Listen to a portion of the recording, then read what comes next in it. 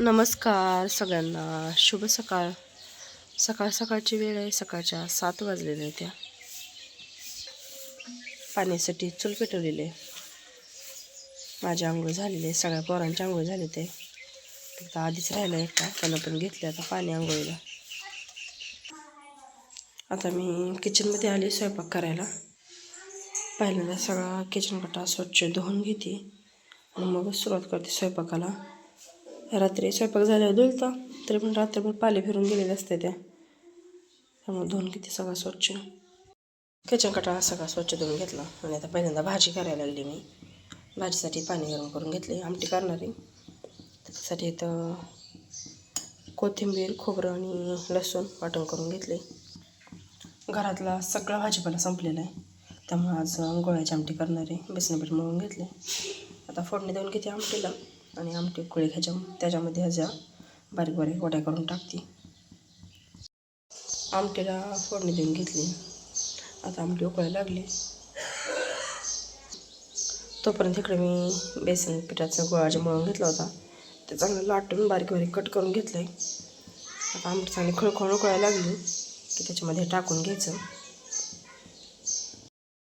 आमटी उकळली आता टाकून घेते एक एक करून सगळ्या वड्या.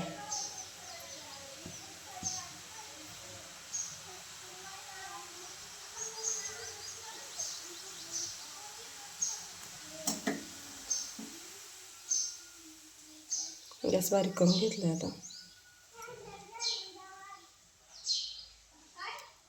आता सगळ्या वड्या टाकून घेते आणि चपात्या करायला आता कणिक मळून घेते. कणिक मळून झाली, आता चपात्या करायला घेते. भाजी शिजली चांगली, हे वड्या चांगल्याने भरायला ते. आणि इकडं पोरांच्या डब्यापुरत्या चपात्या पण करून झाले ते. आता पोरांचा डबा भरून घेते आणि नंतर परत मग राहिलेल्या चपात्या करते. चपात्या करून झाल्या आणि चपात्या झाल्यावर एक 2-4 भाकरी पण करून घेतल्या.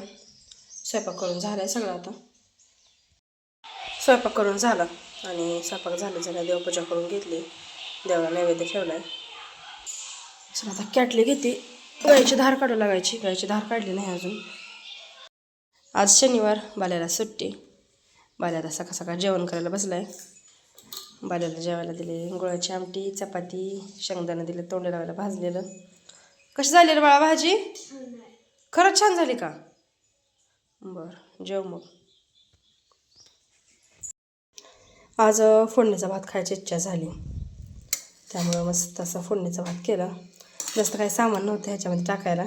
बटाटा संपला, टमाटा नाही घरामध्ये, पण आपलं म्हणलं रानातलं कांदा तर कुठे गेला नाही. तर कांदा, शेंगदाणे, हिरवी मिरची, कोथिंबीर एवढं सामान टाकून मस्त असा फोडणीचा भात केला आहे.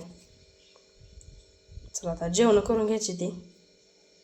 घरातले सगळे कामं आवरले आणि आता आम्ही आज लसूण खुरपायला बसणार आहे. वाटते आज तरी होईन लसणाचा शेवट. बघू आता काय होते. खुरपायला आता बसायला लागले. आता थोडं थोडं राहिले. लसूण खुरपायचा आपला थोडा राहिला आहे.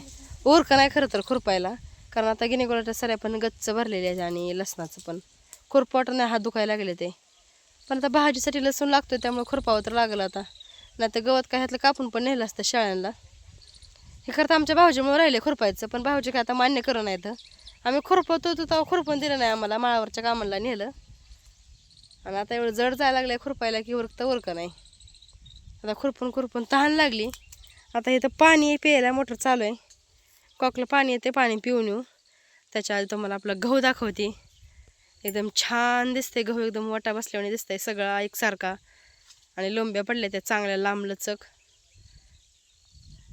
लांबनं तर असा दिसतोय. आता थोडंसं पुढे जाऊन तुम्हाला जवळ जाऊन पण दाखवते कसा दिसतोय गहू. गव्हात आली मी आता आणि बघा एकदम मस्त दिसतोय गहू. काकरीच्या काकऱ्या आणि मध्ये बटाट्याला बरोबर गॅप पडलाय. सारा पण वेगवेगळं दिसतंय ते. पहिलेच वर्ष आमचं हे असं गहू करायचा, 9 काकऱ्याचा. नाही तर प्रत्येक वेळेस 5 काकऱ्या असते त्या. ह्या वर्षी जर काहीतरी नवीन करून बघितले, म्हणजे पेरून बघितले.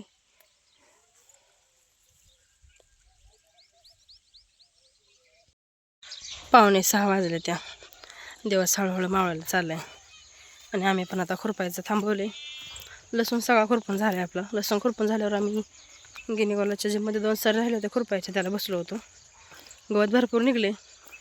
गवताचं एक गटोडं टाकून आता परत माघारी आलो दुसऱ्या गटोडं न्यायला. आणि लसूण बघा आपला एकदम स्वच्छ झाला आहे सगळा.